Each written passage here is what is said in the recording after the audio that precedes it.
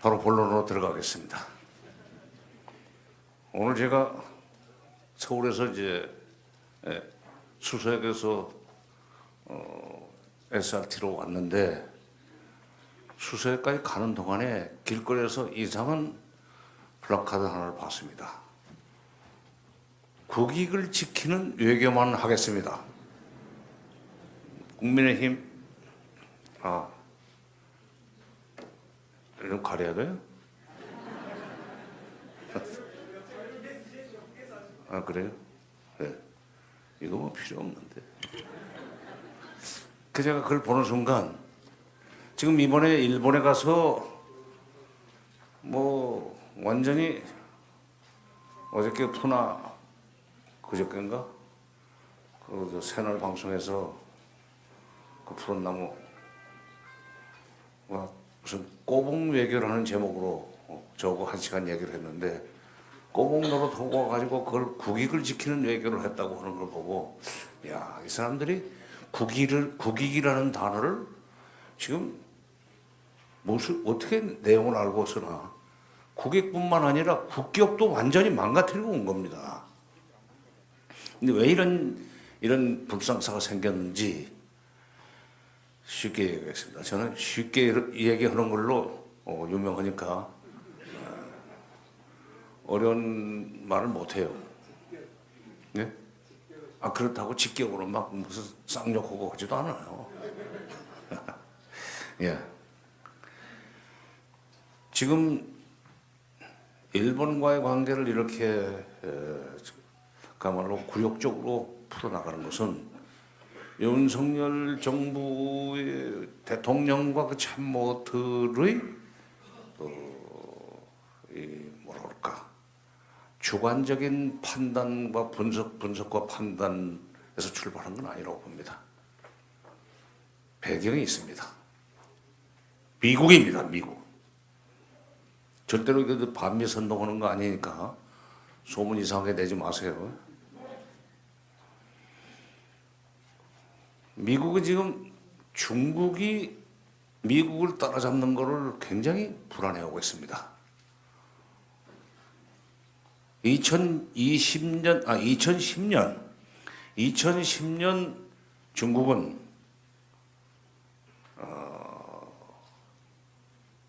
GDP면에서 G2로 올라섰습니다. G1이 미국, G2가 그때까지는 2009년까지는 일본이었고 3번이 독일 뭐 이렇게 나갔었는데 중국이 갑자기 G2로 올라섰어요. 물론 그러기 전에 G15, G11 뭐 이런 식으로 해서 15등, 11등 막 꾸준히 올라갔었어요. 근데 그렇게 올라가는데 미국이 그걸 신경을 안 쓰더라고요. 미국이 신경을 안 써요. 미국 사람들이 가지고 있는 편견이라고 그럴까 오만은 참 이해하기 곤란할 정도입니다. 자기들 백인종, 미국이라고는 백인종 말고는 세상에 그 말하자면 유능한 사람은 없다는 생각을 가지고 있어요. 황인종? 한계가 있다. 그 다음에 중국? 원래 공산주의 하던 나라 아니야. 사회주의 하지만 사회주의라고 그러지만은 시장 경제 원리 좀 받아들였다고 그래서 그게 경제가 자본주의만큼 발달할 수 있는 건 아니다. 따라서 중국이 발전할 수 있는 한계가 있고 저건 발전하다가 그냥 거기서 그칠 거다. 방심하고 있었어요. 그런데 미국의 헨리 키신저 아시죠? 그러니까 69년 닉슨 대통령 때 처음에는 국가안보보좌관으로 시작을 해서 나중에는 국무장관까지 된 사람인데 물론 이제 하버드 대학 교수 출신이죠. 정치학 교수, 국제정치. 닉슨 대통령을 모시고 베이징으로 가서 72년 2월 달에 그 모택동과 그 닉슨이 상봉하는 차담을 한 뒤에 정상회담은 주울레 총리하고 미국 대통령이 했습니다. 그때 중국이 오만하게 나왔어요. 나는 미국 대통령하고 회담을 미국 대통령이 나오고 회담을 생각을 하지 마라. 내 서재로 찾아오면 차는 한 잔 줄게. 내가 주는 차 한 잔 마시고 그리고 회담은 주울레 총리하고 해라. 너는 우리 총리급이야. 약간 좀 중국이 좀 자존망대하는 허장성세가 있었지만 어쨌건 그때 미국이 그걸 받아들였습니다. 왜? 더 큰 걸 위해서. 중국과 소련을 두 쪽 내기 위해서는 69년에 중소분쟁이 56년부터 시작이 됐는데 스탈린 죽은 뒤에 56년부터 중소 간의 2년 분쟁이 시작됐다가 69년에는 국경 분쟁까지 일어났습니다. 흑룡강 가운데 있는 다만스키 섬, 중국식 이름으로는 진보도라는 그 섬을 놓고 그리고 이제 총격전까지 벌어져서 불구대천의 원수로 이제 돼가는 그거를 노린 겁니다. 키신저하고 닉슨은. 그래서 소련과 중국을 두 쪽 내서 소위 자유민주주의를 위협하는 공산권 세력을 분열시키자, 갈라치기, 요즘 말로는 그게 성공을 했어요. 그래서 중국이 그때부터 미국과의 관계 개선을 해 나갔습니다. 그리고 79년 1월 달에 이제 정식 수교를 합니다만 미국과 정식 수교를 78년 연말에 12월 18일 날 79년 12월 18일 날 11기 삼중전을 하는 데서 중국 공산당 삼중전을 하는 데서 4개 현대화 방침을 결정합니다. 농업의 현대화, 공업의 현대화, 국방의 현대화, 과학기술의 현대화 이 네 가지 4개 현대화를 하겠다는 방침을 정하고 그때부터 중국을 개방하기 시작했습니다. 그 전까지는 거기 주계장막이라는 별명을 가지고 있던 나라예요. 철저하게 틀어막고 통치를 하고 지금 북한 이상이었었습니다. 그러던 북한이 미국과의 관계를 개선하면서 수교를 하면서 마음 놓고 개방을 한 결과 하루가 다르게 경제가 발전하기 시작했어요. 막 굴러가는 겁니다. 그야말로 눈덩이 불어나듯이. 그런데 2010년에 말하자면 중국이 아까 2010년 연말 현재로 IMF에서 계산하기를 중국이 G2로 올라섰다고 말씀드렸죠. 그 말이 나오기 전에 2010년에 사실은 그 헨리 키신저 박사가 72년에 닉슨 대통령을 모시고 중국에 들어가서 중국과 소련을 말하자면 갈라치기 하는 외교 전략을 구사했던 키신저가 미국은 지금 디클라이닝 컨트리가 되어가고 있다. 디클라이닝, 쇠퇴하는 국가고 중국은 라이징 컨트리다. 지금 상승세를 타고 있다. 앞으로 중국이 국력이 계속 커지다 보면은 군사대국이 될 것이고 경제가 커지면 군사대국이 되는 건 그건 뭐 불을 보듯이 뻔한 순서 아닙니까? 부국 강병이라고 그러잖아요. 그렇게 해서 경제대국이 되면 군사대국이 될 거고 그렇게 되면은 그들은 과거 진시황 이후 한당 이래 명청조 말까지 천하를 호령했던 중국의 영광을 되찾으려고 할 것이다. 청나라 때죠. 1840년에 아편전쟁으로 영국한테 중국이 무릎을 꿇은 뒤에 서양 나라들이 중국을 완전히 그냥 뭐 가지고 놀지 않았습니까? 그때부터. 그 이후에 중국이 그야말로 굴욕적인 시대를 지났는데 그 명청조 말까지 그래도 영국한테 무릎 꿇기 전에는 유라시아 대륙 전체를 호령하던 국가입니다. 그게. 로마에서도 사절이 왔었어요. 친선 사절이죠. 물론 조공바치는 사절은 아니지만 뭐 조선이나 베트남이나 이쪽에 육지 국경을 맞대고 있는 나라들은 뭐 조공바치느라고 바빴었고 거기에 이제 천자의 나라고 나머지는 또 제후의 나라고 천자 나라의 지붕은 빨간색입니다. 자금성 기와 색깔은 붉은색 아니에요? 제후의 색깔이 지붕 색깔, 제후 궁궐의 색깔은 푸른색입니다. 청와대 그게 자랑스러운 거 아니에요. 그 다음에 그냥 그 밑은 검은 기와밖에 안 돼요. 그 기와도 철저하게 아주 그 피라미드형으로 순서가 있습니다. 약간 자꾸 딴 데로 가지 맙시다. 시간도 별로 없었는데. 그건 그런데 새날에 지금 새날이라는 방송이 있어요. 보십니까? 여기 원래 나주 출신이지 권현문이가. 광주에서 학교 나오고 하는데 잘해요. 거기 이제 정몽주 의원은 거기 단골이고, 그다음에 여기 남영희 위원장도 단골이고, 남영희 위원장은 내가 오늘 처음 그 참여를 했는데 아주 뭐 목소리도 좋으시고 메시지도 아주 또렷또렷하고 상대가 저기죠? 윤상현이죠? 잘 될 거예요.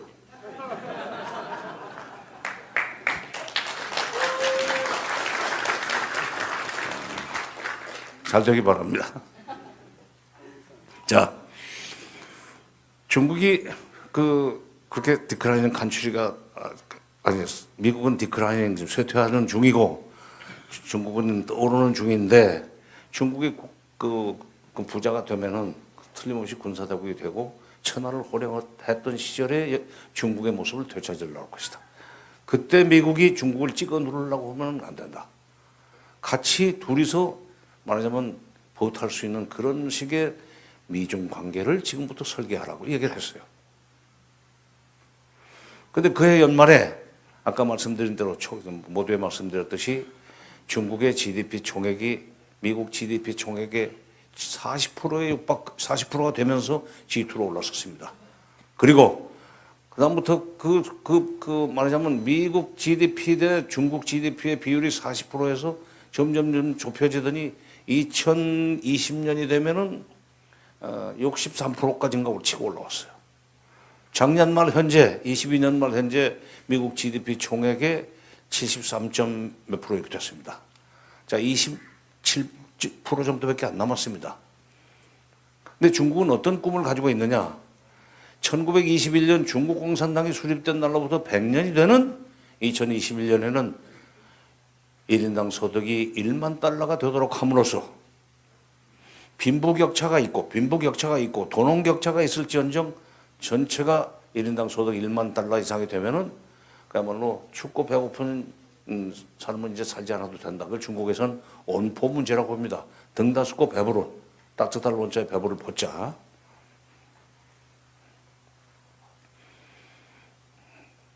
그 달성했어요. 첫 번째 100년의 꿈입니다. 두 번째 100년의 꿈이 있습니다. 중국 중화인민공화국이 수립된 1949년 10월 1일로부터 100년이 되는 2049년에는 중국의 GDP 총액이 미국 GDP 총액을 초과하도록 만들고 말겠다. 그때가 되면은 중국은 이 천하를 호령하는 유럽까지도 이제 교통이 발달됐으니까 유럽까지도 얼마든지 유라시아 대륙 전체를 호령하는 그런 국가가 되겠다는 것이 그들의 두 번째 꿈입니다. 시진핑은 그것을 중국몽이라고 이름을 붙였습니다. 2021년에 1인당 10,000달러, 2049년에 GDP 총액 면에서 미국 능가. 부지런히 지금 중국은 뛰고 있습니다. 뒤늦게 이거 가만 놔둬서는 안 되겠는데 해가지고 2013년부터 그때는 오바마 정부 때인데 비로소 이거 중국을 그대로 놔두면 안 되겠구만 해서 중국을 좀 견제해야 되겠다고 해서 나온 정책이 피보트 아시아. 아시아로의 귀환이라는 겁니다. 근데 족탈불급이에요. 미국은 이미 클 만큼 컸습니다. 중국은 앞으로도 한참 커야 돼요. 이제 막 사춘기를 지나는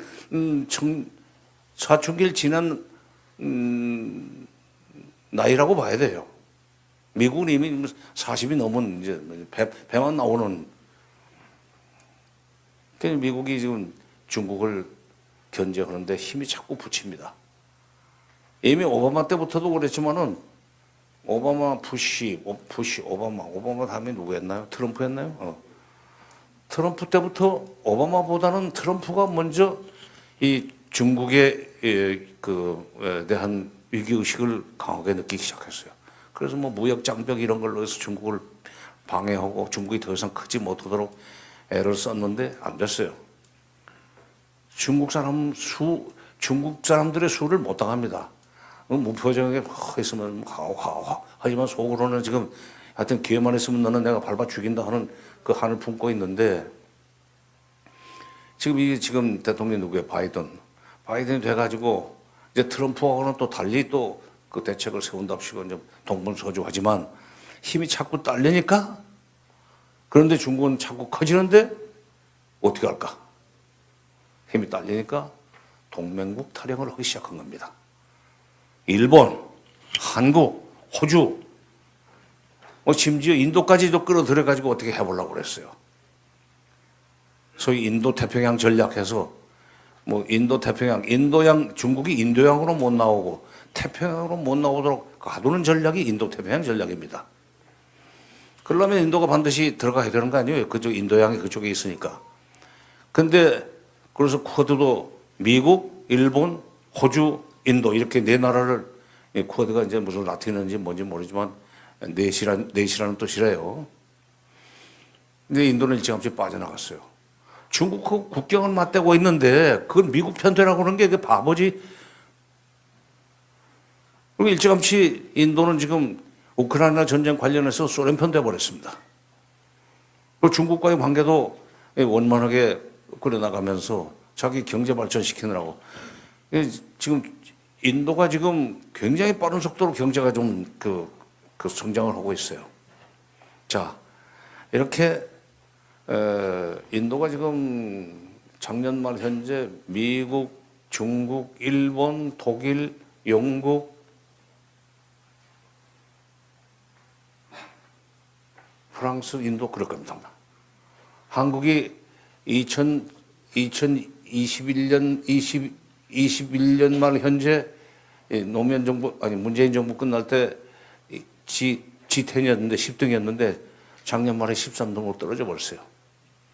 중국과의 무역에서 그냥 막 적자가 막 나고 하니까 이 GDP가 더 이상 크지를 못하고 지금 13등으로 떨어졌는데 지금 중국이 크고 있습니다.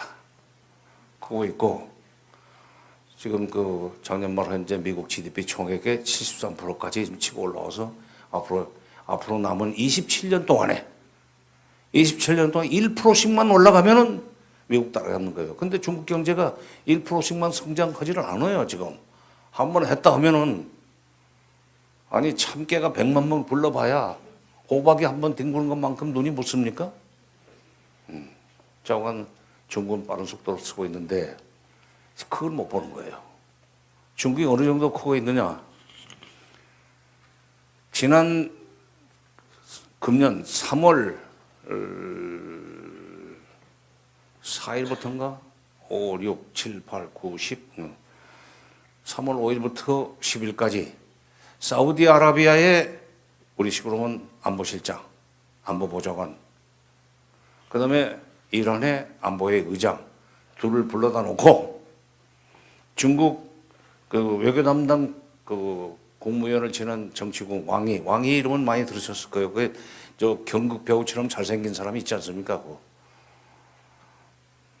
왕이 정치국원이 둘을 앉혀놓고 너희들 화해해라. 그리고 국교를 재개해라. 그들이 7년 전에 단교를 해버렸습니다. 그 종교적인 문제지요.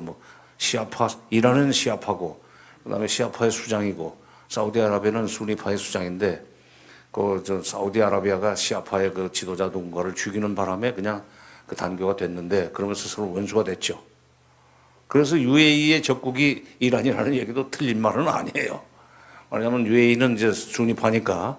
근데 그것이 깨져버렸어요. 수니파하고 시아파가 좀 손을 잡도록 만든 것이 중국이에요. 그리고 앞으로 석유를 거래하는 데는 위안화를 쓰도록 하겠다. 석유 수출국들인 가장 큰 석유 수출국들이 중국 돈으로 장사를 하겠다고 그러는데 달러 가라 이거 이제. 미국이 중동에서 밀리고 있습니다. 여기서 인도 태평양 전략이라고 해가지고 자꾸 중국 쪽으로 다가가는데 우리 보고 스크람 짜고 같이 중국 밀고 들어가자고 하는 미국만 있는 것이 아니라 중동에서는 밀리고 있다 이거예요 지금. 미국이 돈덩어리 아니에요 중동은 석유는. 그리고 그걸 중국이 지금 장악을 했어요. 그리고 10일 날 그렇게 만들어 놓고 시진핑이 17일 날 갔나요? 18일 날 갔나? 푸틴을 만나러 갔어요. 가가지고 너희들 우크라이나하고 전쟁 이제 그만해라. 막 휴전 협상을 주선할 것 같습니다. 자, 그건 중국이 이렇게 크고 있습니다. 미국이 이 세상의 전부가 아니에요. 국제정치 전부가 아니에요. 물론 미국이 아직도 힘은 있습니다.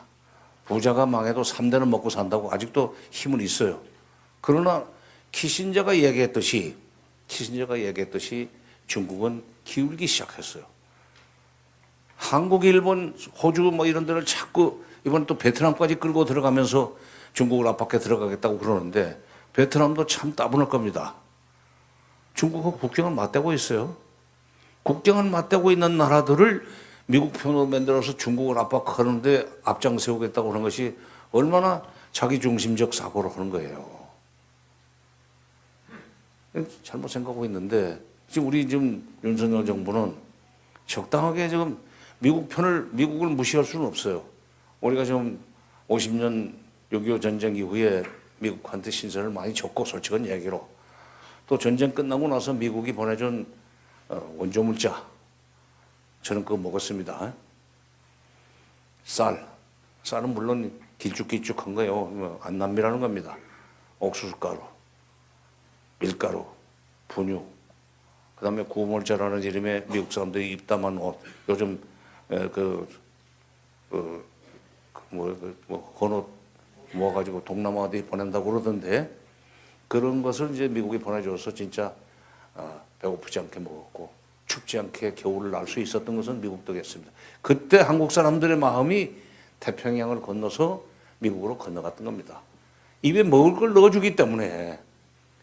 그래서 바로 그 한국 사람들의 마음이 미국으로 넘어가고 미국을 하늘처럼 여기게 된 바로 우리의 경험을 거꾸로 북한한테 쓰려고 했던 것이 햇볕 정책입니다.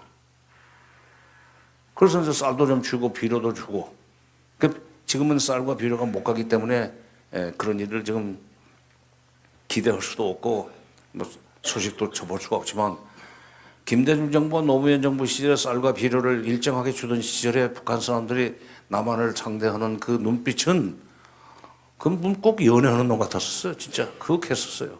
저는 최일선에서 일을 했으니까 회담도 많이 하고 뭐.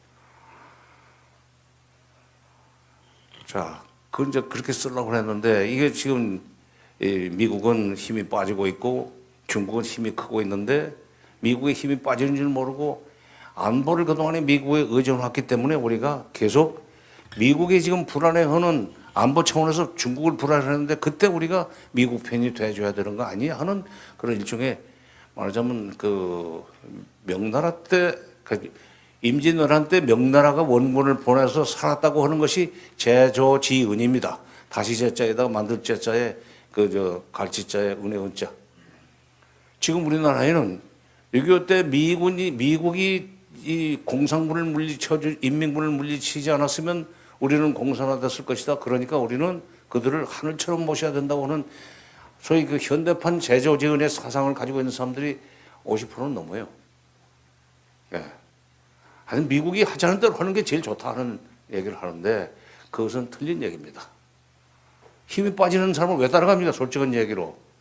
아니 어려울 때는 미국이 우리 도와주는 거에 대해서 이 은혜를 잊지 말아야 되고 고맙게 생각해야 되지만 그러나 이제 우리도 세계 10위 경제대국이 됐고 군사적으로는 6위입니다. 여러분들 미국, 러시아, 중국, 인도 우리가 6등인데 불행히도 5등이 일본입니다. 그러나 어쨌건 우리가 6등이에요. 미국, 러시아, 중국, 인도, 일본, 한국 그리고 그 밑이 프랑스입니다. 그리고 영국. 대단해요. 진짜 엽전이 아니에요 이제. 그리고 뭐 고래 싸움에 새우 등이라고 하는데 고래 사이에 끼어서 어떻게 간신히 명맥을 유지하는 새우가 아닙니다 이미. 뭐 한때는 뭐 돌고래라고 그러는데 돌고래보다 더 커졌어요.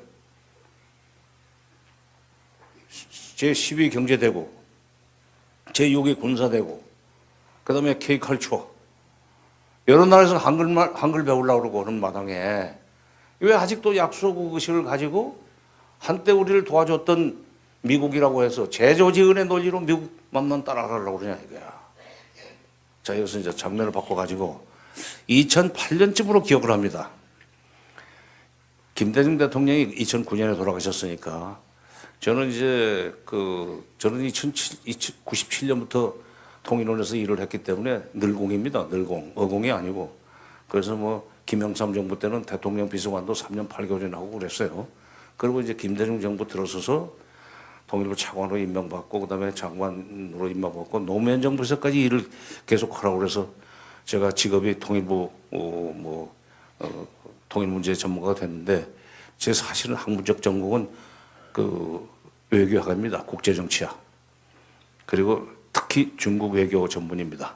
물론 제가 중국 외교를 가지고 박사 논문을 썼기 때문에 중국의 소위 그 여러 가지에 대해서 이렇게 자세하게 말씀을 드리지만은 그때 2008년쯤 되는데 사저에서 이제 그런 말씀을 하세요. 이제 정부에서 끝나고 나온 뒤에는 수시로 부르셨어요. 노무현 정부에서 끝나고 나니까 물러나고 나니까 일주일에 한 번씩 정세 토론을 하자고 그래서 임동원 장관, 그다음에 저 박지원 원장 이렇게 셋이서 김대중 대통령 모시고 이제 여러 가지 얘기를 하는데 정세 토론하는데 갑자기 이런 말씀하세요. 앞으로 우리는 중국과 미국 사이에서 외교를 잘해야 될 거예요. 외교를 잘해야 될 거예요. 그분은 그 서울 올라가신 지가 굉장히 오래됐는데도 목포 액센트를 못 버려요. 그것이만요. 자, 미국과 중국 사이에서 2008년입니다. 키신저보다도 먼저 말씀하신 거예요. 앞으로 미국과 중국 사이에서 외교를 잘해야 될 거예요. 그러면서 시골에 가면 또랑이 있지 않소? 또랑. 또랑 아시죠? 또랑. 웬만한 사람 다 아는데 서울 토백이들은 모르더라고요. 아마 정봉주 의원은 또랑 모를 거예요, 아마. 서울서 낳고 자라고 중고등학교도 거기서 서울서 나오고. 도랑 속에 든 소가 왼쪽 독에 풀도 뜯어먹고 오른쪽 독에 풀도 뜯어먹는 면서 유유히 걸어가면서 물도 마시고 그렇게 가지고 이제 새끼를 키울 수 있는 젖도 만들고 지살도 찌우고 그러면서 기운을 차려가지고 농사철에는 또 논 갈고 밭 갈고 그럼 마지막에 가서는 또 잡혀가지고 고기를 제공하지만 도랑 속에 든 소가 걸어가면서 왼쪽 독에 풀도 뜯어먹고 오른쪽 독에 풀도 뜯어먹듯이 이제 미국과 중국 사이에서 이럴 때는 중국 편에서 중국 쪽을 활용해서 이득을 보고 또 이럴 때는 미국을 활용해서 이득을 보고 예를 들면 안보는 미국하고 불가분리의 관계가 있으니까 그건 그대로 챙기고 경제는 지금 중국한테서 우리가 엄청난 돈을 벌고 있으니까 그건 놓치지 말고 그걸 하려면은 외교를 정말로 잘해야 될 거예요. 그야말로 줏대 있는 외교를 해야 될 거예요. 어느 한쪽에 붙으면 안 됩니다. 근데 중국이라는 나라하고 이제 중국하고 우리 수교한 것이 1992년 8월 25일입니다. 제가 이렇게 날짜를 찾고 정확하게 되니까 김어준이가 진행하다 말고 약이 올라오니까 몇 시 그러는데 몇 시까지는 몰라. 이제 92년에 수교를 한 뒤에 그게 참 98년부터 김대중 정부 때부터 한중 무역에서 우리가 흑자를 보기 시작했고 계속 흑자를 유지했었습니다. 그러다가 2022년부터 적자로 꼬라박았어요. 2022년이 작년이죠. 작년에 어떤 정부가 시작됐는지 제가 굳이 말씀드리지 않겠습니다. 미국 편에 줄을 서고 5월 달에 취임해가지고 6월 달에 나토 회의에 가가지고 경제수석이라는 사람이 이제 탈중국을 해야 된다. 중국은 이제 무슨 시장으로서의 가치도 없다. 뭐 이따구 소리를 해놓으니까 중국이 그래 해봐 그럼. 이거 깔았어. 물론 코로나 때문에도 영향을 많이 받았지만 그러나 중국을 그런 식으로 말하자면 홀대하거나 무시하는 발언을 하지 않고 계속 한중 관계는 잘 발전시키자는 식으로 얘기를 했으면 그야말로 그 사람들이 그렇게 보복성 이 대한 경제 정책을 추진하지 않았을 거예요.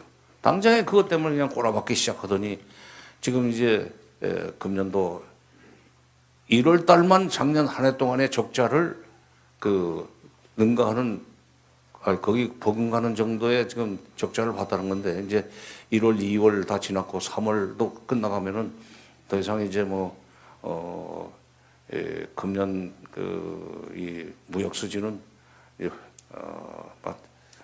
수백억 달러 적자를 면치 못할 거고 이렇게 되면 경제가 어려워지게 되어 있는데 중국이 자관 떠오르는 나라고 지금 이 미국은 지금 지는 나라라는 것을 그야말로 재인식을 좀 하고, 그리고 특히 최근 중국이 미국이 밀고 들어오니까 인도 태평양 전략이라는 걸로 해서 태평양 쪽에서 일본, 한국, 뭐 베트남, 호주 이런 것들 끌고 이렇게 들어오니까 중국은 서쪽으로 가는 거예요 지금.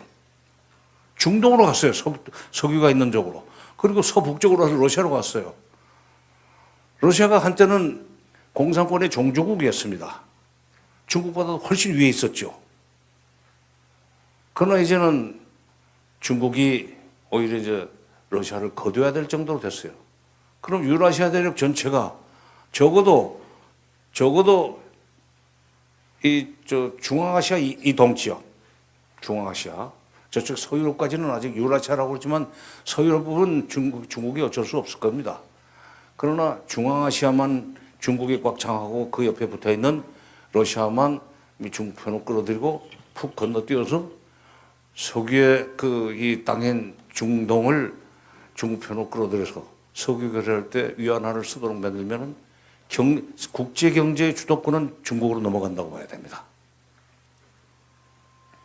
미국이 지금 무슨 셰일가스인가 그거 하나 개발해서 그걸로 자기들은 중동 석유 안 사다 쓰고 그걸로 뭐 팔아먹고 돈 벌 수 있다고 생각하는지 모르지만은 아직도 그래도 석유가 기본 에너지의 기본 아닙니까? 그걸 지금 공급하는 중동과 중국이 저렇게 가까워지고 있다는 얘기는 이거는 그냥 가볍게 볼 일은 아니에요. 이렇게 보면은 절대로 지금 미국의 힘이 빠지고 있다는 것을 눈치 못 채고 그냥 미국 편에 서면 앞으로 뭐든지 잘 된다. 특히 북한 때문에도 미국 편에 설 수밖에 없다. 그런 식으로 생각을 해서 지금 미국의 전략 자산 같은 것을 수시로 지금 여기다 불러들여 가지고 말하자면 데몬스트레이션 하는데 쇼를 한 번씩 하는데 그 전략 자산이라는 거 B1B라는 거 큰 거 그 그림 나오잖아요. 그거 덩치 크다고 쌈 잘하는 거 아닙니다. 그 별로 그렇게 위력적이지 않아요. 지금 이제 그건 레이더에 뭐 잡히기 때문에 뜨면은 바로 알아버립니다. 레이더에 잡히기 때문에. 그래서 레이더 B1B가 이 한반도 상공을 오기 25분 전에 북한에서는 벌써 이 사일로 땅 속에서 지금 미사일 발사하는 것까지 지금 개발해 버렸어요. 그 전에는 지상에 발사대에서 쏘다가 그동안에는 TEL이라고 해서 이동 차량에서 발사를 하다가 이 이동 차량에서 쏘는 것은 고정적인 발사대는 이미 미국 정찰기나 한국 정찰기 뭐 이런 전략 자산에 의해서 계속 감시를 받고 있기 때문에 거기서 무슨 이상한 조짐이 있으면은 이쪽에서 움직임이 시작되죠. 그걸 피하기 위해서 이동 발사대를 순항 비행장 쪽으로 갔다가 뭐 또 다른 데로 가서 적당하게 뭐 좀 은폐성이 있는 데 같으면 거기서 쏴버리고.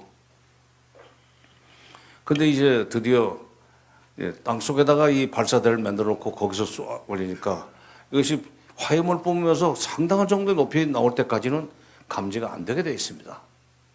말하자면 사드에 부속되어 있는 X밴드 레이더 같은 데서 감지를 못하도록 하는 그런 지금 무기까지 개발을 했는데 그것이 중요한 것이 아니라 이미 지금 이렇게 B1B 같은 큰 덩치 큰 비행기가 괌도에서 떠가지고 빵 하면서 오면은 북한도 이미 알고 거의 25분 전에 미사일 쏘지 않았습니까?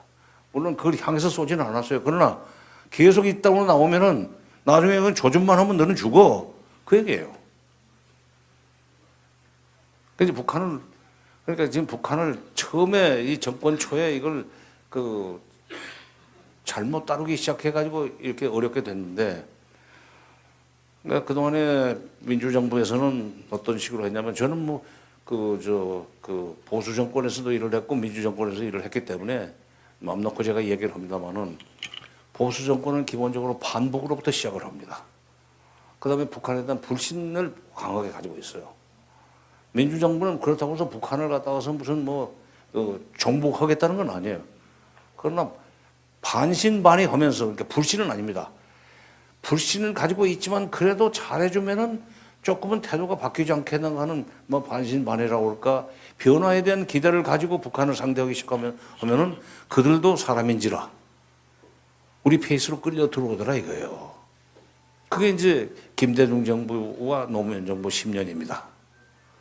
김영삼 정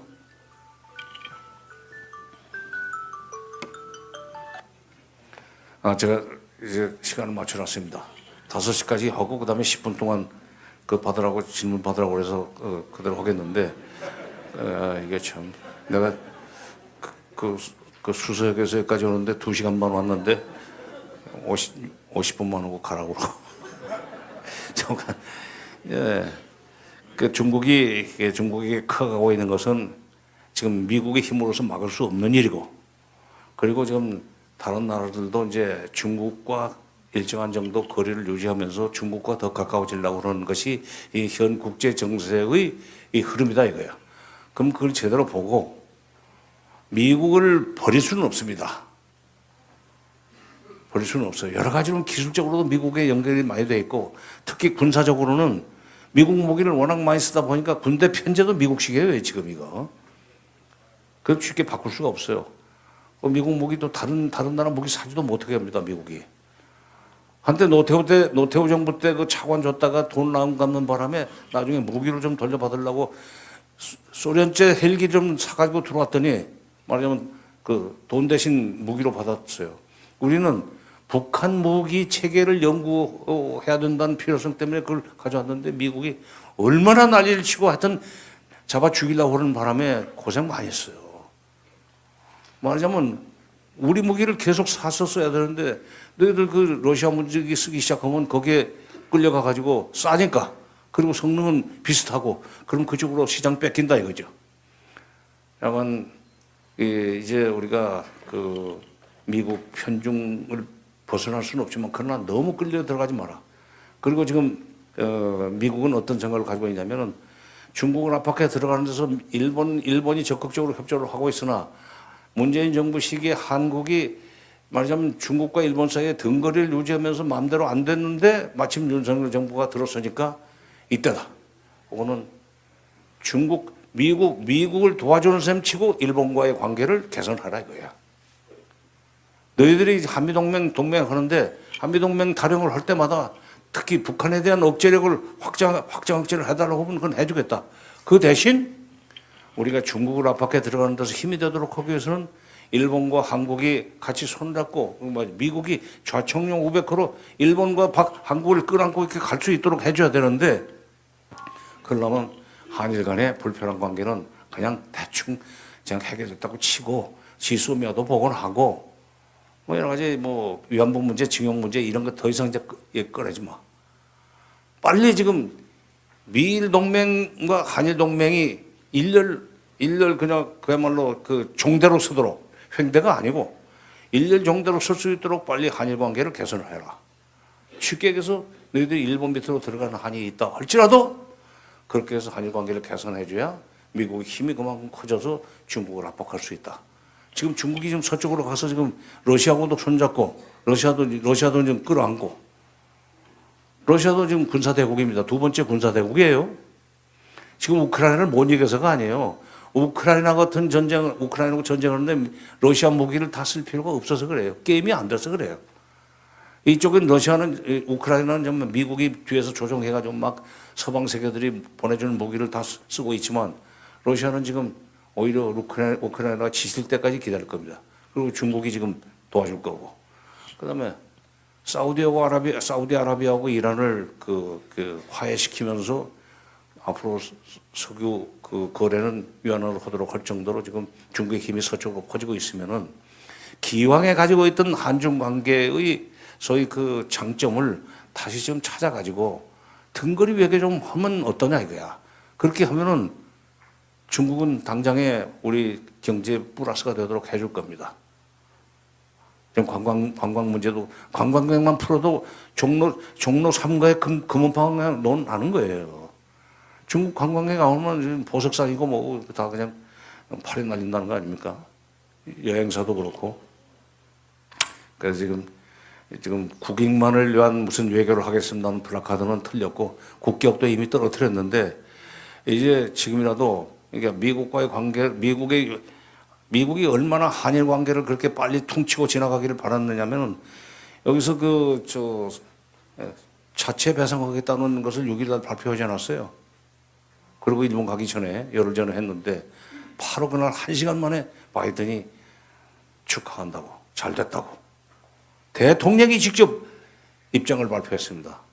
그리고 블링컨 국무장관은 그 다음에 미국이 기다리던 그야말로 학수고대 하던 것이 한일 관계를 급하게 서둘러서라도 빨리 지금 매듭을 지으라고 하는 것이 미국의 이제 속셈이죠.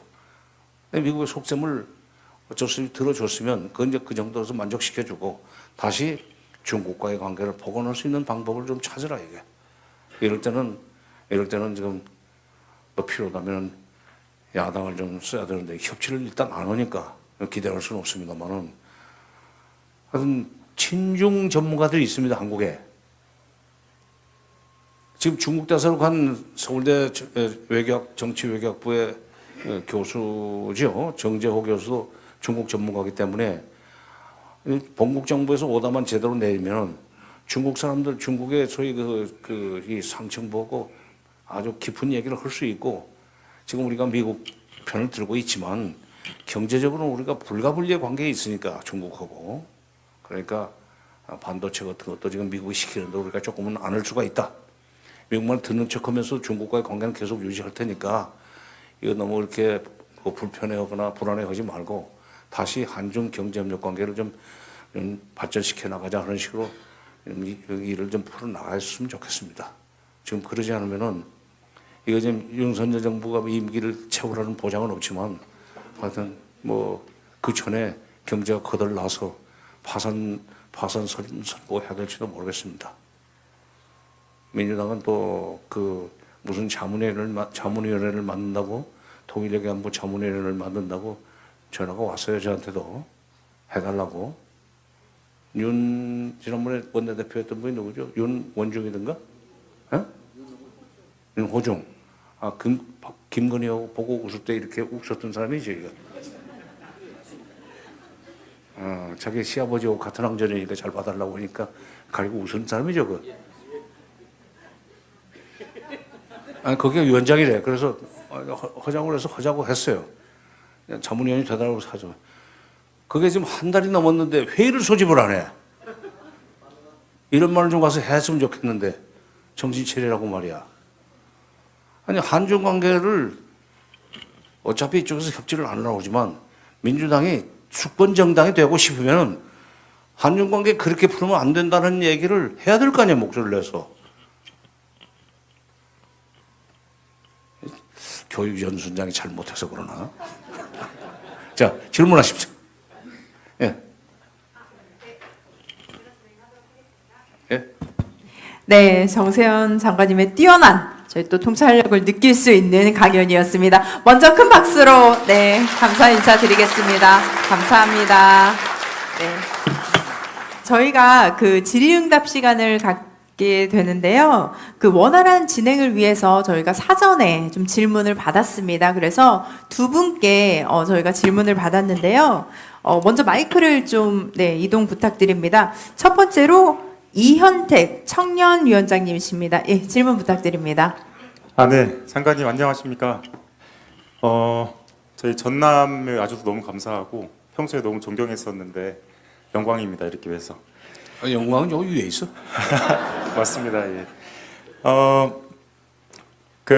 계속해서 이제 지금 윤 정부의 기조가 이제 한밀 공조를 강조를 하고 있고 또 장관님의 저서 정세현의 통찰에 보면 팍스 시니카를 하면서 중국을 팍스 시니카 곧 온다고 얘기했죠. 예, 그래서 그렇기 때문에 팍스 아메리카나에서 안주하지 말라 이거죠. 그렇습니다. 예.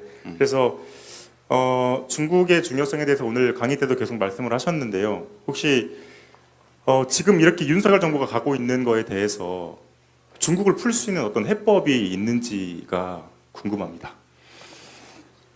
윤석열 정부 내부 자체에서 무슨 방향 전환을 할 수 있는 가능성은 없어 보입니다. 네, 없어 보이고 그리고 그 성향이 대통령이 어떤 그 백그라운드를 가진 참모를 만나느냐가 중요해요. 그러니까 그 김대중 대통령이 대외 관계나 그 대북 정책에서 그야말로 성공을 거둘 수 있었던 것은 미국 중심적 사고가 없는 참모를 만났기 때문입니다. 임동환 군인 출신 아닙니까? 군인이면서 뭐 그 신군부 시절에 이제 물 먹었기 때문에, 그러나 이제 거기는 친미가 아니었었죠. 그리고 노무현 정부 때도 그 전반부에 좀 자국 중심성이 있는 외교를 할 수 있었던 것은 미국 유학을 하지 않은 학자인 이종석을 참모로 데리고 있었기 때문입니다. 근데 지금 윤석열 정부에서는 그건 기대할 수가 없을 거예요. 둘 다 미국 유학하고 그러다 보니까. 그래서 그 역할을 좀 목소리를 민주당에서 내줘야 된다 이야기입니다. 그렇게 하면 안 된다. 그리고 그렇게 하다가 큰일 나는 수가 있다. 김대중 대통령의 뭐 이론이라고 할까, 그 비유도 한 번씩 좀 정치적으로 당에서 활용할 필요가 있습니다. 바로 뭐 김대중이 만든 민주당의 뭐 후신이라고 자꾸 그러면서 그 양반이 그런 얘기를 한 것을 직접 들은 사람이 안에 없기 때문에 그런지 몰라도 제가 대신 전달해 드릴 테니까 도랑 썩어둔 소처럼 왼쪽 쪽에 풀도 뜯어먹고 오른쪽 쪽에 풀도 뜯어먹는 외교를 해야지, 이렇게 편파적으로 하다 보면은 지금 팍스 아메리카는 지고 있고 팍스 시니카가 뜨고 있다고 키신저도 얘기했는데 정신 차려라. 예. 두 번째 또. 네, 감사합니다. 다음으로는 화순군 의원님이신데요. 정현지 의원님께서 질문을 미리 사전에 준비하셨는데 질문 부탁드립니다. 네, 장관님 반갑습니다. 저랑 같은 성을 갖고 계시네요. 아, 그래요? 네, 저는 하순 나주 지역구 화순군 의원 정연지 의원입니다. 그래요? 네, 아니 정연지 의원입니다. 아, 그래요? 아, 고문의 정자? 하동정가입니다. 아, 그러면 아니야. 그러면 아니야. 그러면 정몽주 정치고 나는 이 고문의 정자입니다. 네, 정세균 민주당에서는. 에이. 한글 좀 말씀하세요. 네. 제가 성장한 세대는요, 태어날 때부터 남북이 분단 국가였고 지금도 분단 국가입니다. 저는 그 학창 시절 기억을 되돌아보면 학교 다닐 때 그 방공 영화도 봤었고 방공 교육을 받으면서 자라왔어. 그 교육 과정을 토대로 이대로 우리가 그들을 교화시키면 통일은 반드시 짧지는 않지만 통일은 이루어지겠다 생각을 했었거든요. 그렇지만 지금 현재 그 태세로 보면 오히려 북한은 우리 대한민국을 명백한 적으로 이제 규정을 하고, 그리고 갈수록 대남 강경 발언이 쏟아지고 있잖아요. 그래서 말인데요, 장관님 생각을 듣고 싶어요. 우리는 북한의 핵 위협을 관리를 하고 한반도의 평화를 위해서 우리 정부가 취해야 할 당면한 과제는 무엇이라고 생각하십니까, 장관님께서는요? 예, 매우 복잡하고 어려운 질문을 하시네. 구체적인 결국이 아니라 기본적으로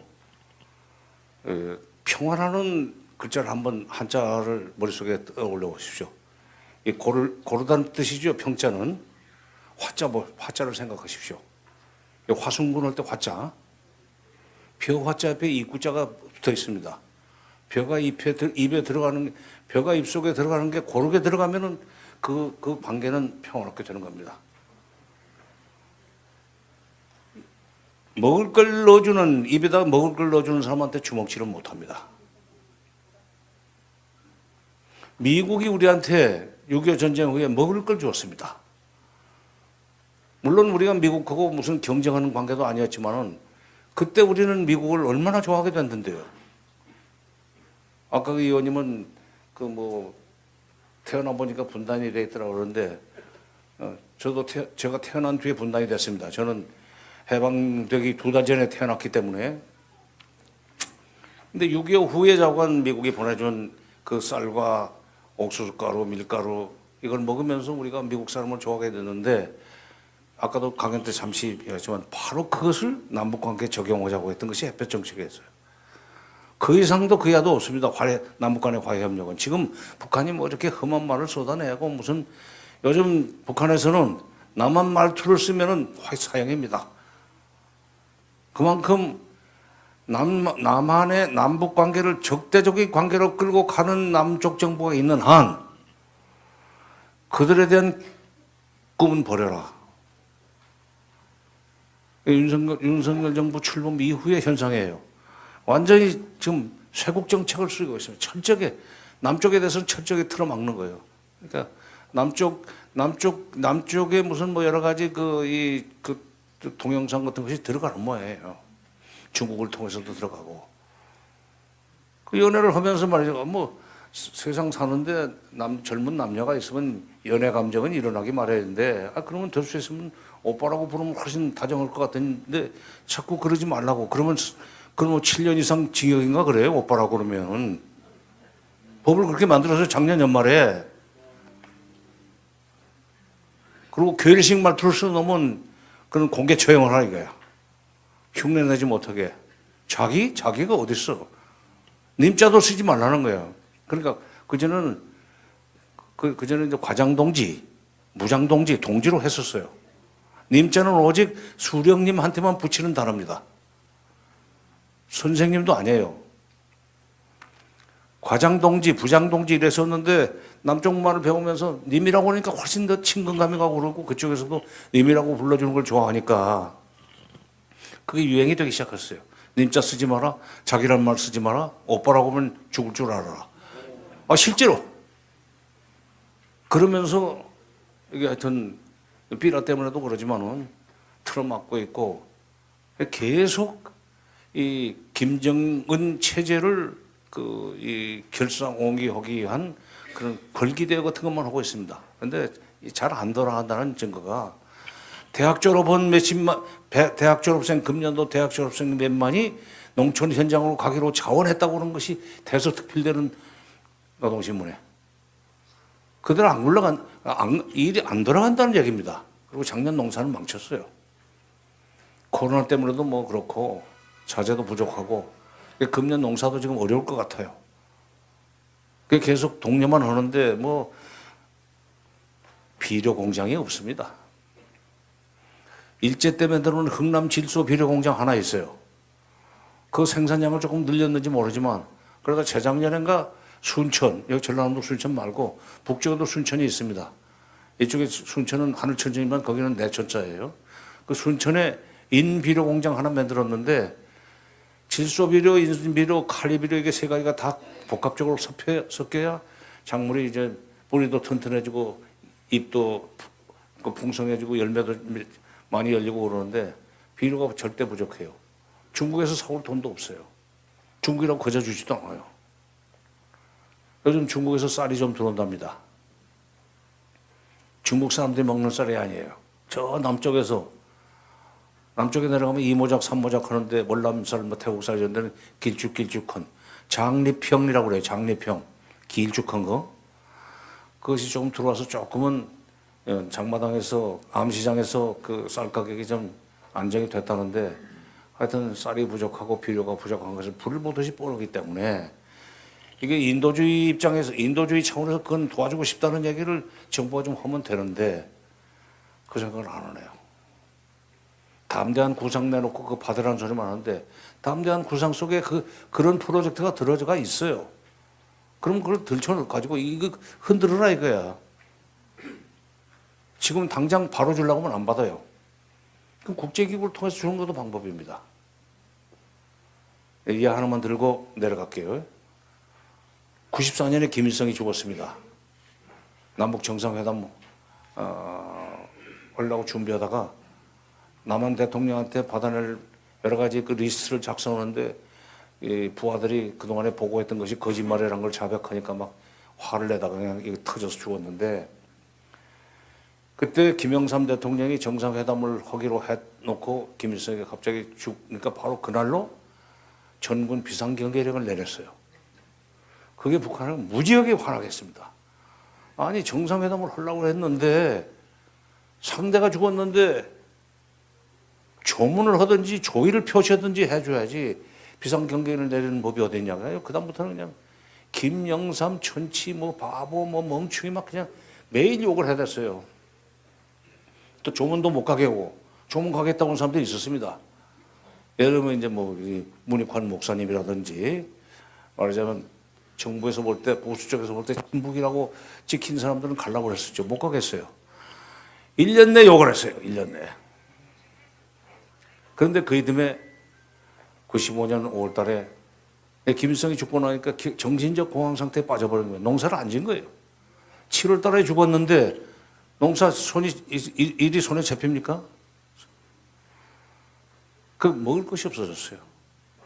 드디어 아쉬우니까 95년 5월 달에 유엔 산하 기구인 WFP 월드 푸드 프로그램 세계 식량 계획이라고 하는 단체에다 대고 우리 좀 식량을 달라.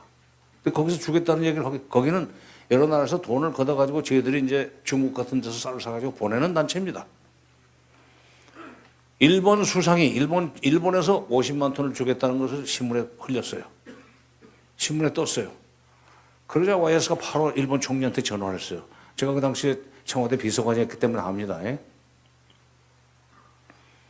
아무리 저쪽에서 조문 못하게 했다고 해서 나를 욕해도 이거 일본이 먼저 주는 걸 내가 보고 있을 수는 없다. 같은 동족끼리 이 뒤로 서라. 우리가 먼저 주마. 일본이 또 그렇게 하자고 그랬어요.